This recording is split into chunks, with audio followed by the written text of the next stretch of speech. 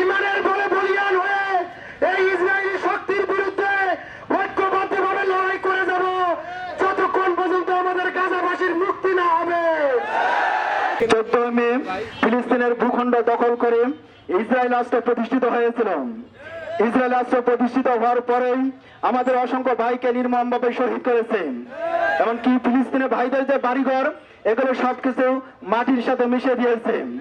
আমরা বর্তমান সময় দেখতে পারি যারা মানবতার কথা বলে অথচ দেখা যাচ্ছে তাদের প্রত্যক্ষ মদতেই আমাদের ভাইকে নির্মমভাবে শহীদ করা হচ্ছে। সম্মানিত প্রিয় ভাই, বর্তমান অন্তর্বর্তী সরকারকে জানাতে চাই ইসরায়েল রাষ্ট্র এবং আমেরিকার বিরুদ্ধে পদক্ষেপ গ্রহণ করুন। ইসরায়েল এবং আমেরিকার সকল পণ্য সরকারের পক্ষ থেকে বয়কট করার ব্যবস্থা গ্রহণ করুন। মুসলিম জাতি হচ্ছে বীরের জাতি। মুসলিম জাতি কখনো কাউকে ভয় করে না। মুসলিম জাতি শহীদের তামান্না নিয়ে বেঁচে থাকে। মুসলিম জাতি জানেন তাদের ভবিষ্যৎ হচ্ছে শাহাদাত। কুড়িগ্রাম জেলা শাখা কর্তৃক আয়োজিত আজকের এই কর্মসূচি উপস্থিত আছেন ইসলামী ছাত্র শিবির কুড়িগ্রাম জেলা শাখার সম্মানিত সভাপতি মুকুল হোসেন, উপস্থিত আছেন ইসলামী ছাত্র শিবিরের নেতৃবৃন্দ, প্রিয় সম্মানিত সাংবাদিক বন্ধুগণ, সম্মানিত তাওহীদি উপস্থিতি, সম্মানিত আইন শৃঙ্খলা বাহিনীর সদস্য ভাইরা, আসসালামু আলাইকুম ওয়া রাহমাতুল্লাহি ওয়া বারাকাতুহু। আমরা বিগত কয়েকদিন থেকে লক্ষ্য করছি ইসরায়েল বাহিনী মানবতা লঙ্ঘন করছে। ফিলিস্তিনি বাহিনীর উপরে অন্যায় নির্মমভাবে নিক্ষেপ করে, ফিলিস্তিনি শিশু নারীদের উপরে নিক্ষেপ করে তাদেরকে রক্ত বিক্ষত করছে। আমরা দেখছি গত কয়েকদিনে ফিলিস্তিনের প্রায় 17,000 শিশুদেরকে তারা হত্যা করছে।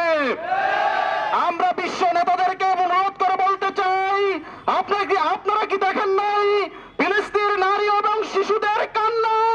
আপনারা কি দেখেন নাই তাদের শরীরের প্রত্যেকটা অঙ্গ প্রত্যঙ্গ আঘাতে রক্ত বিক্ষত হয়ে আকাশে উঠছে? আপনাদের মানবতা আজকে কোথায়? আজকে আপনাদের মানবতা কোথায় লুকায়িত? আমরা ইসরায়েলকে হুঁশিয়ার করে বলে দিতে চাই, অবিলম্বে তারা যদি তাদের এই হত্যাযজ্ঞ না বন্ধ করে তাহলে মুসলমান জাতিও থামবে না। তারা ভুলে গেছে মুসলমানদের ইতিহাস, তারা ভুলে গেছে আমাদের সালাউদ্দিন আইয়ুবীর ইতিহাস, তারা ভুলে গেছে আমাদের তিতুমিরের ইতিহাস, তারা ভুলে গেছে আমাদের আত্মগোলের ইতিহাস। মুসলমান জাতি অস্ত্রকে ভয় পায় না, রক্তকে ভয় পায় না। তারা তাদের ইসলামের জন্য, দ্বীনের জন্য প্রথম কেবলাকে তারা রক্ত দিয়ে হলো তারা রক্ত করবে ইনশাআল্লাহ। সম্মানিত উপস্থিতি, আমরা বলে দিতে চাই আজকে যে ইসরায়েলি যে পণ্যগুলো আছে আমরা দলমত নির্বিশেষে সকল ঐক্যবদ্ধভাবে সেগুলো প্রতিহত করবো ইনশাআল্লাহ। আমরা বয়কট করব, পাশাপাশি আমরা গণসংহতি আমরা অর্জন করে আমরা সকলে ঐক্যবদ্ধভাবে আমরা ইসরায়েলিদের বিরুদ্ধে আমরা যুদ্ধ ঘোষণা করবো ইনশাআল্লাহ। আমার ভাই শহীদ কেন? জাতিসংঘ জবাব দে।